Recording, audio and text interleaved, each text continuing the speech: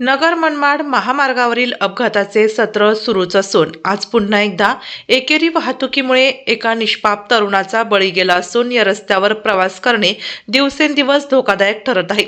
आज रविवार 28 डिसेंबर रोजी दुपारी सुमारे 12:30 वाजण्याच्या सुमारास डिग्रस फाटा परिसरात झालेल्या भीषण अपघातात दुचाकीस्वार तरुणाचा जागीच मृत्यू झाला असून त्याचा सहकारी जखमी झाला आहे।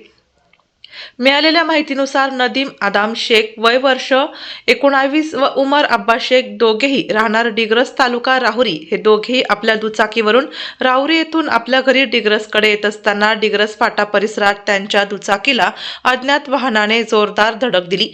या भीषण अपघातात नदीम शेख याच्या डोक्याला गंभीर दुखापत झाल्याने त्याचा जागीच मृत्यू झाला, तर उमर शेख हा तरुण जखमी झाला आहे। त्याच्यावर राहुरी ग्रामीण रुग्णालयात उपचार सुरू आहेत।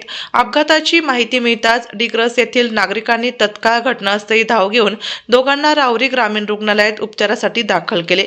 मात्र वैद्यकीय अधिकाऱ्यांनी नदीम आदाम शेख यांना उपचारापूर्वीच मृत घोषित केले। घटनेची माहिती मिळताच पोलिसांनी घटनास्थळी धाव घेऊन अपघातास कारणीभूत ठरलेल्या अज्ञात वाहनांचा शोध सुरू केला आहे। या दुर्दैवी घटनेमुळे डिग्रस परिसरात शोककळा पसरली असून नगर मनमाड महामार्गावरील वाढत्या अपघाताच्या घटनांबाबत नागरिकांमध्ये तीव्र चिंता व्यक्त करण्यात येत आहे।